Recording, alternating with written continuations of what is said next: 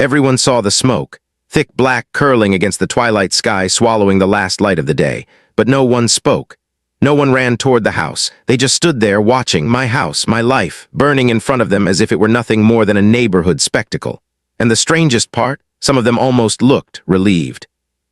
I remember standing on the curb barefoot, the heat of the asphalt biting at my skin, my throat tightening with every breath of ash and fire. And in the silence, only one name pulsed inside my head, hers, Karen, the HOA president who had made my life a living nightmare long before the flames took everything I owned. But that night she wasn't screaming at me for having weeds in my front yard. She wasn't writing another violation slip to tape on my door. She was gone, nowhere in sight. People whispered, some even smiled, like they had been waiting for this, like the neighborhood had finally won. But I knew, deep down I knew this wasn't an accident, and the question that kept stabbing at me was simple: how far would she really go to control us? The firefighters came late, too late. By the time the hoses hissed and the water crashed against the beams, it was already over. My living room was ash, my bedroom gone. The pictures of my parents, the ones I swore I'd always keep safe, disappeared into smoke. And when the chief pulled me aside and said they'd look into it, I felt a hollowness settle inside me, because looking into it wasn't enough. That night I slept in my car, not because I didn't have friends who offered their couch, not because I didn't have family I could call, but because I couldn't trust anyone anymore. Not after watching neighbors smirk while the house I fought to keep was reduced to charred wood and twisted metal. Trust dies fast when you see joy in someone else's destruction. But here's the thing about losing everything. You either collapse or you rise. And while I sat in that car, smoke still clinging to my hair and my clothes, I made a promise. I wasn't going to let them bury me under the ashes. The days that followed were strange. Investigators walked the property, but their eyes told me the truth. They weren't finding answers, or maybe they didn't want to. Karen walked by once during daylight, holding her little clipboard like nothing had happened. She didn't look at me, didn't say a word, but I could feel it, that air of satisfaction she never tried too hard to hide.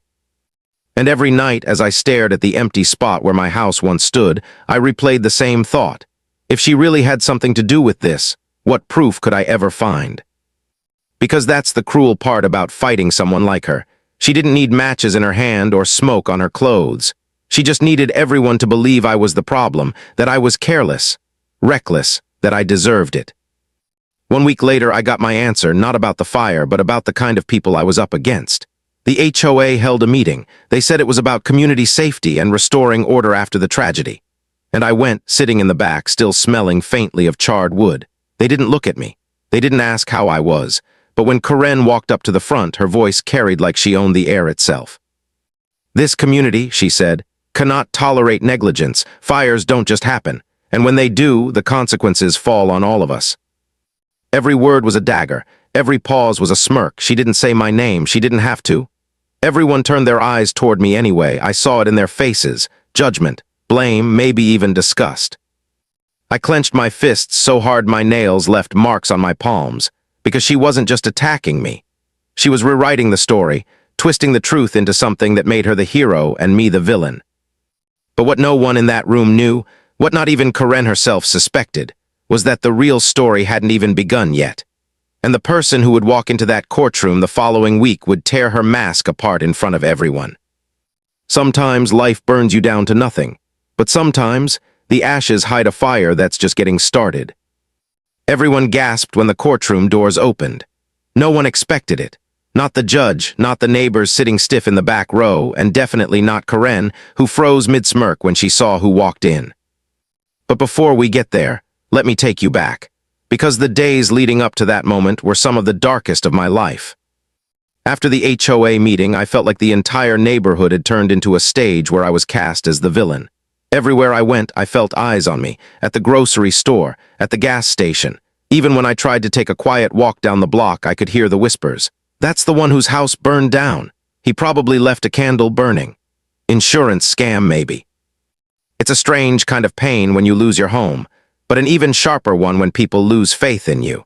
And sometimes, reputation is harder to rebuild than walls and roofs. That's when I started keeping notes. Every interaction, every strange look, every HOA letter I'd saved over the past year. Something inside me told me I'd need them one day. And as much as it felt hopeless, that small act, writing it all down, gave me a thread to hold on to. Then came the knock. It was a Thursday evening, and I was half asleep in the driver's seat of my car, parked outside the skeleton of my burned house. The smell of smoke still lingered, even though the fire had been out for days. When I opened my eyes, a man stood there, tall, worn suit, tired eyes. He flashed a badge, fire investigator. "Mind if I ask you a few questions?" he said. I didn't trust easily anymore, but I let him sit in the passenger seat. He asked about the night of the fire, about who I'd seen, about the neighbors. I answered everything. And just as he was about to leave, I caught a flicker of hesitation in his eyes. "There's something odd," he admitted. "We found traces of an accelerant near your garage. It doesn't match a simple electrical fire. Someone wanted this to happen." My heart thudded so hard I thought it might crack. Someone wanted this. I knew. I had known all along. But hearing it from him, hearing it confirmed, ignited something inside me that had almost gone cold. The problem was proof. Evidence was thin. And Karen, she was clever. She didn't light matches. She lit rumors, and rumors burn longer. But then the investigator leaned in, lowered his voice. "There's someone else you should talk to." I didn't know it then, but that sentence was the spark that would lead to the moment in court. The next few days blurred. I didn't eat much, didn't sleep, but I followed his advice. And when I knocked on the door of the person he suggested, my whole body tensed, because it wasn't just anyone, it was someone I never thought would side with me. The door creaked open. She looked surprised to see me, nervous even. She pulled me inside quickly, glancing over her shoulder, and before I could even speak, she whispered, "I know what Karen did." Her name was, she'd been on the HOA board for years, always quiet, always nodding along, always avoiding Karen's wrath. But now her hands were trembling as she handed me a stack of papers. Copies of emails, meeting notes, recordings, proof. I remember sitting there in her kitchen, flipping through page after page, my heart racing faster with each one. Threats, plans, conversations about teaching lessons to rule breakers. And while none of it directly said, "Set his house on fire," the trail was clear. It showed obsession, malice, intent. Looked me in the eye, her voice shaking. "I can't keep this hidden anymore. She's gone too far, and if you fight this, I'll stand with you." That was the first time in weeks I felt something I thought I'd lost completely: hope. So when the day of the preliminary hearing came, I walked into that courtroom with ash still in my lungs but fire in my chest. Karen sat there at the front, chin high, her lawyer whispering in her ear. She looked untouchable, unshaken. Until the doors opened. And walked in. The room went silent. Karen's smile faltered, and in that silence I knew the tide was turning. Sometimes the strongest voices come from the quietest people, and sometimes the person you least expect becomes the one who saves you. The air in the courtroom shifted the moment stepped forward. You could feel it, like a storm had rolled in and everyone was suddenly holding their breath. Karen tried to play it off, straightening her blazer, tapping her pen against the table like it was all beneath her. But her eyes told the truth. They darted, restless like a cornered animal.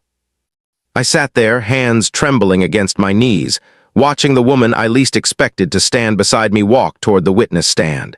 And for the first time in weeks, I wasn't alone. The judge adjusted his glasses. "State your name for the record." "Carter," she said, her voice low but steady.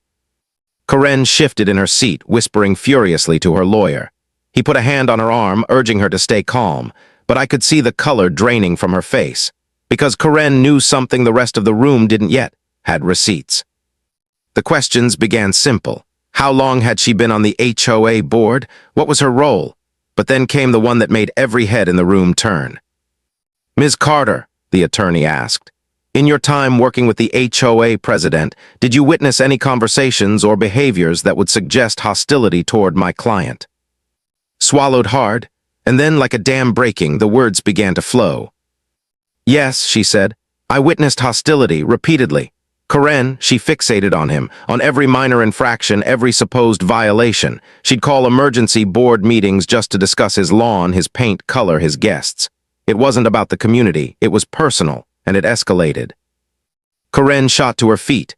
"That's a lie," she shouted, her voice echoing through the courtroom. The judge slammed his gavel, ordering her to sit down, but the damage was already done. Her composure cracked. And wasn't finished. She pulled out a folder, papers, printed emails, meeting notes. She held them up with shaking hands, but her voice grew stronger. These are records I saved. Karen wrote to us multiple times about how she'd make sure he paid for not respecting authority. She talked about teaching him lessons, about how some people only learn the hard way. Whispers rippled through the courtroom like wind through dry leaves. Even the judge leaned forward, eyebrows raised. And I just sat there, stunned. Because for weeks I'd been screaming into silence, trying to prove I wasn't reckless, that I wasn't to blame for the fire. And now someone else was finally saying the words out loud. Karen tried to laugh it off, a hollow, brittle sound. "Those are taken out of context," she said, her voice trembling. "You can't prove anything." But it was too late. The image she had built, the powerful, unshakable HOA president, the voice of order in the community, was unraveling with every word spoke. And yet I felt no joy, not yet, because I knew the truth was still buried under ashes. The fire investigator's words echoed in my head. "We found accelerant near your garage." I didn't just want to prove she hated me. I wanted to prove she destroyed me. But that night, as I replayed the hearing in my mind, I realized something important. Battles aren't always won in a single strike. Sometimes they're chipped away piece by piece until the mask crumbles. And today, the first crack had shown. After the session ended, I caught up with outside the courthouse. The afternoon sun stretched long shadows across the concrete, and she looked more exhausted than I'd ever seen her. "Why now?" I asked. My voice was quiet, but inside I was screaming the question. Why had she stayed silent while Karen tormented me? Why wait until the fire, until I'd lost everything, to finally speak? She looked at me, guilt heavy in her eyes. "Because I was afraid. Afraid she'd come after me the way she came after you. But when I saw your house burn, I couldn't carry it anymore. I couldn't keep pretending." There was a pause, a long one, and then she said something that has stayed with me ever since. "Bullies build kingdoms out of silence. The only way to bring them down is to break it." Her words hit harder than anything else that day, because she was right. Silence had protected Karen for years. Silence had given her power, but now silence was gone. And yet, even as I clung to that small glimmer of hope, I couldn't shake the fear that the fight wasn't over. Because Karen wasn't the type to retreat quietly. No, she was the type to strike back. And deep down I knew the fire was only the beginning. They say fire destroys everything, but sometimes what survives is even more dangerous, the fury of someone exposed. The day after's testimony, I woke up to find my car keyed. Long, jagged lines carved into the paint like someone wanted to etch a warning into the metal. A note was tucked under the wiper, written in all caps, "Drop it." No name, no signature, but I didn't need one. I knew who it was meant for. Karen. For weeks, she had been the one pulling the strings, hiding behind rules and bylaws, smiling sweetly while ruining lives. But now, with her mask cracking in front of a judge, she was desperate. And desperate people are dangerous. I walked through the neighborhood later that day just to see if anyone would even look me in the eye. Most didn't. Some turned away. Others whispered. And in the distance on her porch with that clipboard balanced in her lap, Karen sat watching me. Calm, silent, a glass of iced tea sweating in her hand as if nothing had changed. But I could see it in her eyes, that rage, that promise of war. It started small, anonymous letters stuffed into my mailbox, flyers pinned to community boards suggesting I had endangered the neighborhood with reckless habits. Rumors spread like wildfire, just the kind she specialized in, that I was suing the HOA to get rich, that I'd set my own house ablaze for the insurance, that I was unstable, dangerous. The part people believed her, or maybe they wanted to, because believing her meant they didn't have to face the truth, that their queen of order was nothing more than a tyrant with a plastic smile. But Karen didn't stop at words. One night just past midnight, I heard footsteps outside my car where I was still living, gravel crunching, a shadow moving between the skeleton beams of my house. I froze, barely breathing, watching as someone lingered near the burned garage, then vanished into the darkness. The next morning I found broken glass near the frame. My stomach twisted. Was it a warning, or was she setting me up for something worse? I called the investigator, told him what I'd seen, what I suspected. He listened, his voice calm, but there was a heaviness in it. "We're building a case," he said, "but it takes time, be careful, she won't go down easy." Time, that's what everyone kept saying. But when you're the target, when you're living in your car, when every whisper feels like a knife, you don't have time, you just have fear. Still, I refused to give her what she wanted, silence. Stayed by my side. She was terrified too. I could see it in the way her hands shook when she passed me new documents, new pieces of evidence she had dug up from old files. But she kept going, because once you break silence, you can't go back. Together, we pieced the puzzle. Email threads showing Karen pressuring contractors. Notes from board meetings where she'd twisted rules to humiliate me. Even a voicemail, her voice low and venomous, saying she wouldn't rest until he was gone. Piece by piece, the picture sharpened. And yet with every piece we uncovered, the threats grew darker. My phone buzzed late at night with blocked calls, silence on the other end except for breathing. Once, a rock shattered near the hood of my car. Another time, someone scrawled rat across my burned fence in red spray paint. Each act was meant to scare me back into the shadows, to convince me that the fight wasn't worth it, that maybe I should just disappear. But I couldn't, not anymore, because this wasn't just about me. It was about every neighbor who had swallowed their anger, every family that had bent under her rules, every life she'd made smaller so her own could feel bigger. And in my lowest moments, when exhaustion crushed me, when the ashes of my home felt heavier than I could carry, I remembered words. Bullies build kingdoms out of silence. The only way to bring them down is to break it. So I kept going, even when it hurt, even when it felt like I was standing alone. But the truth was, I wasn't as alone as I thought. Because in the shadows, someone else was watching, someone I hadn't seen in years, and when they stepped forward, they carried something Karen never expected, evidence that could finally tip the scales. Sometimes battles aren't won by the loudest voices or the fiercest threats. Sometimes they're won by the person you least see coming. And the moment I realized who it was, I knew the war was about to change. The first time I saw him, I thought it was a ghost. He stood at the edge of my property, or what was left of it, hands buried deep in his jacket pockets, head low. I hadn't seen him in years, not since the endless fights with Karen drove him out of the neighborhood. But there he was, my old neighbor, David. Back then, David had been the one person who dared to challenge her. He built a shed without permission, parked his truck where she said he couldn't, refused to repaint his fence when she claimed it was an eyesore. And for that, Karen came after him with everything she had.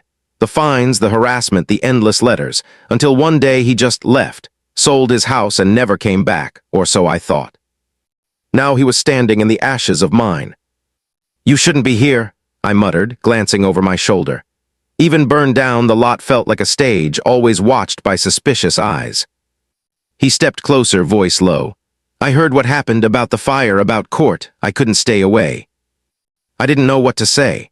Part of me wanted to tell him to run, to save himself before Karen noticed he was back. But then he reached into his jacket and pulled out a battered folder, edges frayed, papers spilling out. "She did the same to me," he said, "and I kept everything." My breath caught.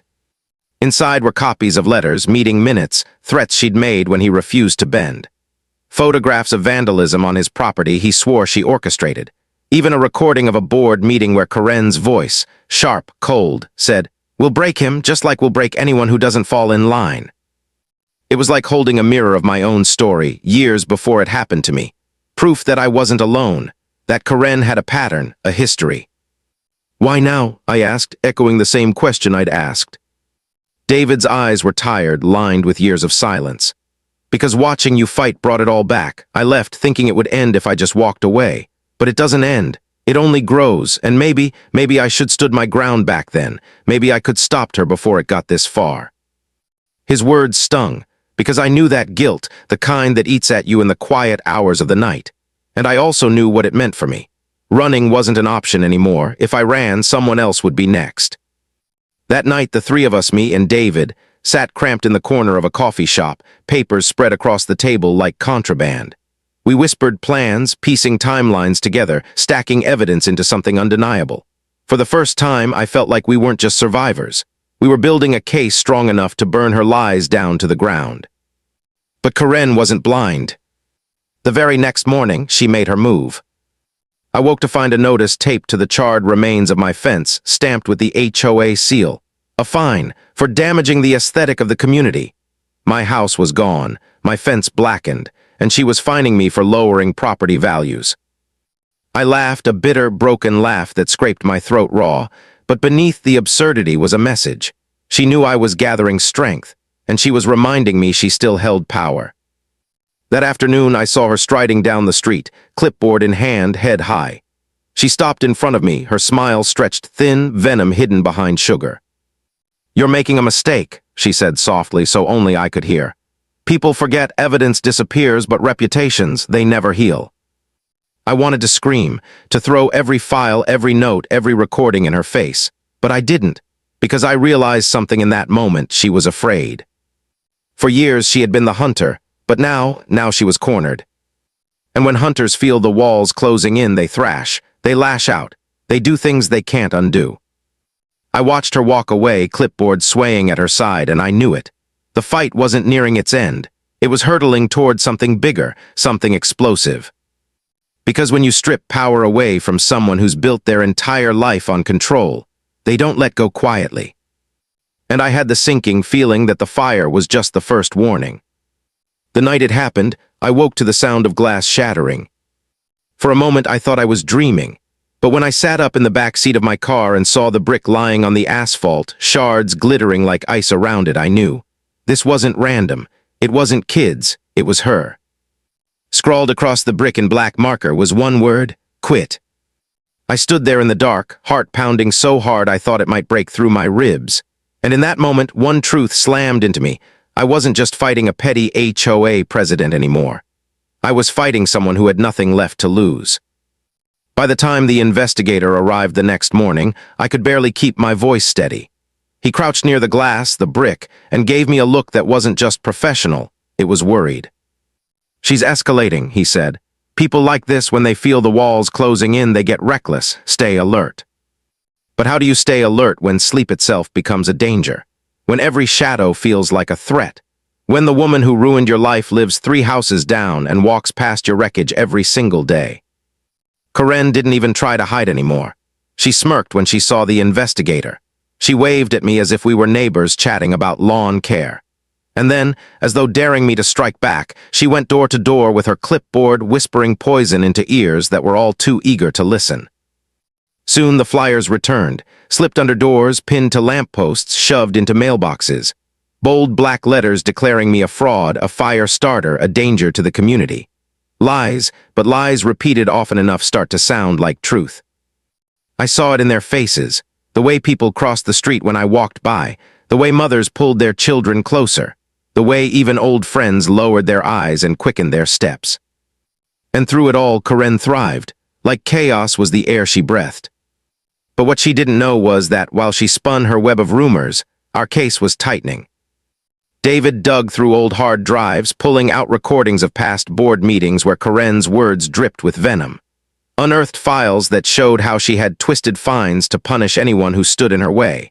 And the investigator, he wasn't just looking into it anymore. He was building something solid. One evening he met us at the coffee shop, spreading photos across the table. Close-ups of burn patterns, chemical traces near my garage, evidence that screamed arson. "This isn't negligence," he said firmly. "This was deliberate, and the more I look, the more her name keeps circling back." For the first time in months, I felt the smallest breath of relief. We weren't just clawing at shadows anymore. We had fire in our hands, proof. But Karen must have sensed it, because that very night she struck again. I was driving back toward the lot when I saw it.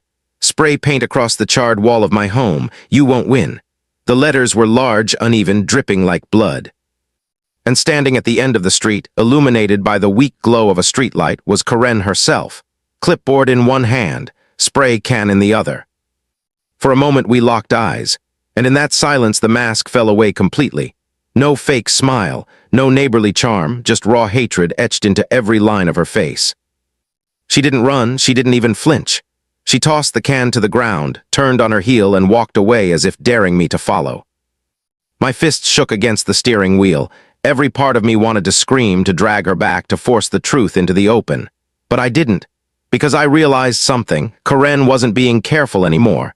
She was slipping, and every slip was another piece of evidence.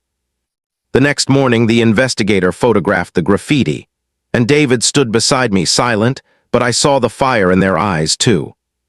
"This ends soon," he promised. But promises are fragile things. And as I watched Karen parade through the neighborhood later that day, clipboard swinging, laughter echoing off the walls, I felt the truth settle heavy in my chest. It wasn't ending soon. It was building to something bigger. Because when power starts to crumble, it doesn't collapse quietly. It explodes. And deep down, I knew her explosion was coming. The explosion didn't come with fire this time. It came with silence, a silence so heavy it pressed against my chest, warning me something was about to shatter. It was the morning of the next court hearing. I was walking toward the courthouse with David at my side, our folders of evidence tucked under our arms like shields. The sun was bright, almost mocking, as though daring us to believe light could protect us. But when we turned the corner, the silence broke. Reporters, cameras, neighbors, a crowd buzzing with rumors that had spread faster than any of us could contain, and in the middle of it all, Karen. She wasn't hiding anymore. She stood tall on the courthouse steps, microphones shoved in her face, her voice carrying with the confidence of someone who had rewritten the truth so many times she almost believed it herself. "I'm here today," she said, her tone smooth, rehearsed, "because our community deserves safety. Our community deserves leaders who aren't reckless, who don't endanger lives. This man," she pointed, her finger slicing the air toward me, "has done nothing but bring chaos, and I will not rest until justice is served." Gasps rippled through the crowd. Cameras swung toward me, and for a heartbeat I felt the ground tilt beneath my feet. She wasn't defending herself, she was attacking, turning the courtroom into her stage, the crowd into her jury. David's jaw tightened, gripped my arm so hard it hurt, and in that moment I realized the truth. Karen didn't care about winning legally. She wanted to win publicly, to bury me under shame before the judge even opened his mouth. Inside the courtroom, the storm followed us. Karen's lawyer pounded on the table, arguing that I had orchestrated the fire for sympathy, for money, for attention. He painted me as unstable, unreliable, a danger to the very community I once called home. And with every word, Karen nodded, her smug smile returning piece by piece. But then spoke, and David, and the investigator, piece by piece, they unraveled her web, laying out emails, recordings, burned patterns, threats. Every thread she had spun came back to her. Still, Karen didn't falter. She leaned forward, eyes burning holes into me, and whispered across the aisle when no one was looking. "You think this will save you? You don't know what I'm capable of." The words clung to me long after the gavel struck. That night I returned to the ruins of my home, exhaustion crushing me. I sat in the car, folders piled beside me, and for the first time I felt like maybe, just maybe, we were close to breaking her. Until I smelled it. Gasoline. My chest seized as I stepped out, heart racing, and there by the charred remains of my garage was a dark puddle soaking into the dirt. A red canister lay on its side, still dripping. I froze, my throat tightened, and in the distance I swore I heard footsteps running into the night. I called the investigator immediately, words tumbling over themselves in panic. Within minutes, police lights lit up the street, neighbors peeking through blinds and doorways, and in that moment the whispers began again. But this time they weren't about me. They were about her. I could see it in their eyes as officers marked the evidence, as the investigator collected samples. Doubt, fear, a crack in the faith they had given her so blindly. Because gasoline doesn't just spill itself. When the officers left and the street fell silent, I sat in the dark, the stench of fuel clinging to my skin. And I realized this was her last stand. She wasn't just trying to scare me anymore. She was trying to erase me completely. But in her desperation, she had done the one thing she had always avoided. She left proof. Sometimes destruction doesn't end with a blaze. Sometimes it ends with a single drop of gasoline in the wrong place at the wrong time. And as I watched the last police car disappear down the street, I knew her empire of control was about to collapse. Because tomorrow, in that courtroom, the fire wouldn't be mine anymore. It would be hers. The courtroom was packed. Neighbors who once turned their backs now filled the benches, their whispers sharp with curiosity, fear, and something new, doubt. The scent of gasoline still haunted me, clinging to my clothes like a second skin, but today I wasn't the one on trial. Today, the fire finally belonged to her. Karen walked in head high, lips curled into the same smile she had worn for years. The clipboard was gone, replaced by a stiff leather folder, but the air around her was different, heavier, desperate. Her eyes darted, quick and frantic, like a queen watching her crown slip away. The judge opened the session, The investigator spoke first, calm, steady. His voice carried the weight of evidence, photographs of burn patterns, chemical reports, traces of accelerant near the garage. He laid it all out with precision, each detail another nail in the coffin of her lies. Then came the photos from the night before. The red gas can, the puddles seeping into the dirt, the stench that still clung to the earth like a warning. The room fell silent. For the first time, Karen's face cracked. Her lawyer scrambled, objecting, arguing, twisting, but the tide had turned, and then took the stand. Her voice trembled at first, but then it steadied, stronger than I'd ever heard it. She told them everything. The threats, the emails, the meetings where Karen spoke of teaching lessons.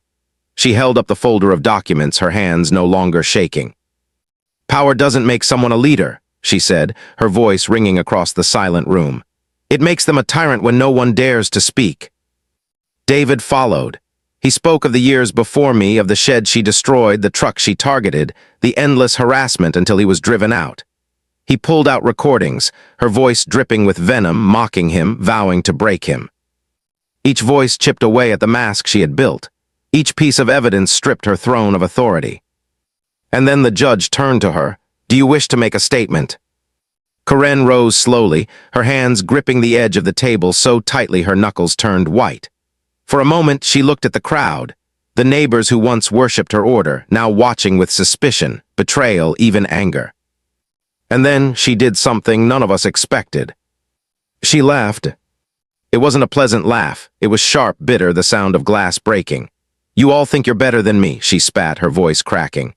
"You all broke the rules, every one of you. I kept this neighborhood together. I kept it clean, safe, respectable. And this is how you repay me, by siding with trash who couldn't even mow his lawn." Her voice rose, frantic, wild. "You think I burned his house? Maybe I should. Maybe then the rest of you would finally learn to obey." Gasps filled the room. Her lawyer tried to pull her back down, but it was too late. The words hung heavy in the air, undeniable. The gavel struck, sharp and final. The judge's voice cut through the chaos, calm but stern. "Order, that will be enough." And in that moment, the kingdom she had built on fear collapsed.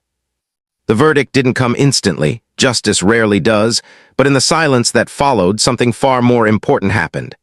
The neighbors who had whispered, who had judged, who had turned away, finally saw her for what she truly was. Not a leader, not a protector, but a bully who set fire to everything she touched. As we left the courtroom, the sun broke through the clouds outside, warm against my skin. For the first time in months, the air didn't taste like smoke. It tasted like freedom. Walked beside me, her shoulders lighter. David followed, folder tucked under his arm, a faint smile on his face. And I realized this fight was never just mine. It belonged to all of us who had lived under her shadow. The house was gone. The pictures, the memories, the things I thought I couldn't live without, they were ash. But standing there on the courthouse steps, I understood something I hadn't before. Home isn't walls or fences or roofs. Home is dignity. It's the courage to stand when you've been broken. It's the voices that rise when silence has ruled too long. Karen lost more than a case that day. She lost her kingdom of fear. And as for me, I walked away with nothing but ash in my pockets, and yet somehow I had never felt richer. Because sometimes the fire meant to destroy you becomes the one that sets you free.